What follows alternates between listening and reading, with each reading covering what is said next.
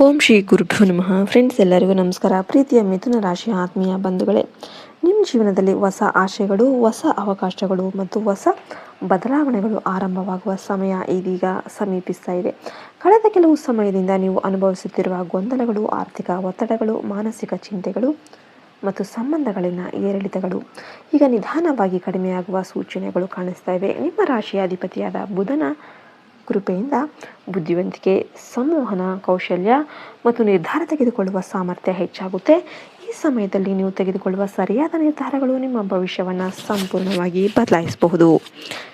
ಮಿಥುನ ರಾಶಿಯವರೇ, ನೀವು ಚುರುಕಾದ ಬುದ್ಧಿಶಕ್ತಿ ಹೊಂದಿರುವವರು. ಯಾವುದೇ ಪರಿಸ್ಥಿತಿಗೆ ಬೇಗ ಹೊಂದಿಕೊಳ್ಳುವ ಒಂದು ಗುಣ ನಿಮ್ಮದಾಗಿರುತ್ತೆ. ಆದರೆ ಕೆಲವೊಮ್ಮೆ ಗೊಂದಲಕ್ಕೆ ತಳ್ಳುತ್ತೆ. ನೀವು ಅನೇಕ ಅವಕಾಶಗಳನ್ನು ಕಳೆದುಕೊಂಡಿರೋದು ಭಯ ಅಥವಾ ಅನುಮಾನಗಳಿಂದನೇ ಆಗಿರುತ್ತೆ.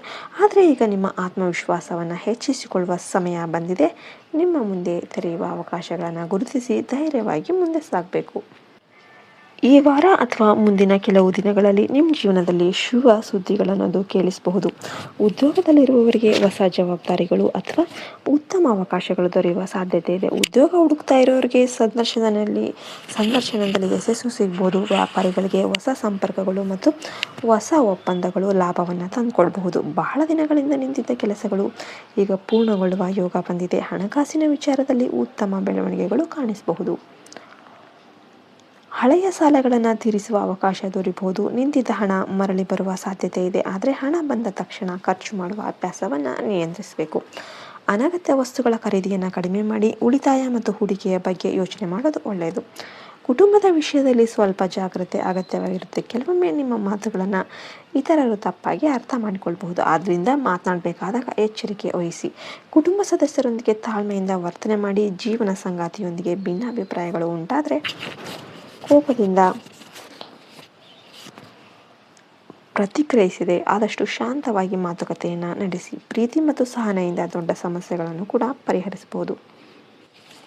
ಆರೋಗ್ಯದ ವಿಷಯದಲ್ಲಿ ವಿಶೇಷ ಕಾಳಜಿ ಅಗತ್ಯವಾಗಿರುತ್ತೆ. ಹೆಚ್ಚು ಒತ್ತಡ ಮತ್ತು ನಿದ್ರಾಹೀನತೆ ಆರೋಗ್ಯದ ಮೇಲೆ ಪರಿಣಾಮವನ್ನು ಬೀರುವ ಸಾಧ್ಯತೆ ಇರುತ್ತೆ. ಸಮಯಕ್ಕೆ ಸರಿಯಾಗಿ ಆಹಾರ ಸೇವಿಸಿ. ವ್ಯಾಯಾಮ, ಯೋಗ ಮತ್ತು ಧ್ಯಾನಕ್ಕೆ ಸಮಯ ನೀಡಿ. ಮಾನಸಿಕ ನೆಮ್ಮದಿಯನ್ನು ಕಾಪಾಡಿಕೊಳ್ಳೋದು ಈ ಸಮಯದಲ್ಲಿ ಬಹಳ ಮುಖ್ಯವಾಗಿರುತ್ತೆ.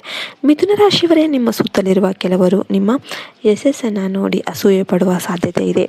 ಎಲ್ಲರಿಗೂ ನಿಮ್ಮ ಯೋಜನೆಗಳನ್ನು ಹೇಳಬೇಡಿ. ನಿಮ್ಮ ಗುರಿಗಳನ್ನು ಸಾಧಿಸುವವರೆಗೂ ಮೌನವಾಗಿ ಪರಿಶ್ರಮಿಸಿ. ನಿಮ್ಮ ಯಶಸ್ಸು ಕಂಡು ಅದೇ ಜನ ನಿಮ್ಮನ್ನು ಗೌರವಿಸುವ ದಿನಗಳು ದೂರದಲ್ಲಿಲ್ಲ. ದೈವಭಕ್ತಿಯ ವಿಷಯದಲ್ಲಿ ಈ ಸಮಯ ಅತ್ಯಂತ ಶುಭಕರವಾಗಿರುತ್ತೆ. ಪ್ರತಿ ಬುಧವಾರ ಗಣಪತಿ ದೇವರ ಆರಾಧನೆ ಮಾಡಿ. ಗಣೇಶನಿಗೆ ದುರ್ಬೆ ಅರ್ಪಿಸಿ ಮತ್ತು ಇದೆಲ್ಲ ಮಾಡಿದ್ರಿಂದ ಅಡೆತಡೆಗಳು ಎಲ್ಲವೂ ಕೂಡ ದೂರ ಆಗುತ್ತೆ. ಸಾಧ್ಯವಾದರೆ ವಿದ್ಯಾರ್ಥಿಗಳಿಗೆ ಅಥವಾ ಅಗತ್ಯ ಇರೋರಿಗೆ ಸಹಾಯ ಮಾಡಿ. ದಾನ ಧರ್ಮದಿಂದ ನಿಮ್ಮ ಪುಣ್ಯ ಫಲ ಅನ್ನೋದು ಹೆಚ್ಚಾಗುತ್ತೆ.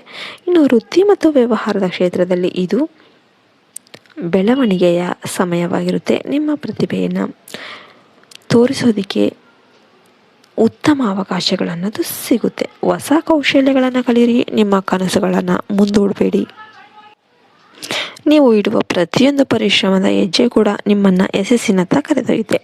ಮಿಥುನ ರಾಶಿಯವರೇ, ಜೀವನದಲ್ಲಿ ಎಷ್ಟೇ ಕಷ್ಟಗಳು ಇದ್ರೂ ಕೂಡ ನಿಮ್ಮ ಬುದ್ಧಿವಂತಿಕೆ ಮತ್ತು ಧೈರ್ಯ ನಿಮ್ಮನ್ನು ಮುನ್ನಡೆಸುತ್ತೆ. ಭಯವನ್ನು ಬಿಟ್ಟು ಆತ್ಮವಿಶ್ವಾಸದಿಂದ ಮುಂದೆ ಸಾಗ್ರಿ. ಮುಂದಿನ ದಿನಗಳಲ್ಲಿ ಸಂತೋಷ, ಧನಲಾಭ, ಗೌರವ ಮತ್ತು ಕುಟುಂಬದ ಸುಖ ಹೆಚ್ಚಾಗುವ ಸೂಚನೆಗಳು ಕಾಣಿಸ್ತಾ ಇವೆ. ಶ್ರೀ ಗಣೇಶನ ಆಶೀರ್ವಾದ ಸದಾ ನಿಮ್ಮೊಂದಿಗಿರಲಿ. ಜೈ ಶ್ರೀ ಗಣೇಶ. ಜೈ ಹಿಂದ್, ಜೈ ಭಾರತ್ ಮಾತೆ. ಹರಿ ಓಂ ತತ್ಸತ್. ಸರ್ವೇ ಜನ ಸುಖಿನೋ ಭವಂತು.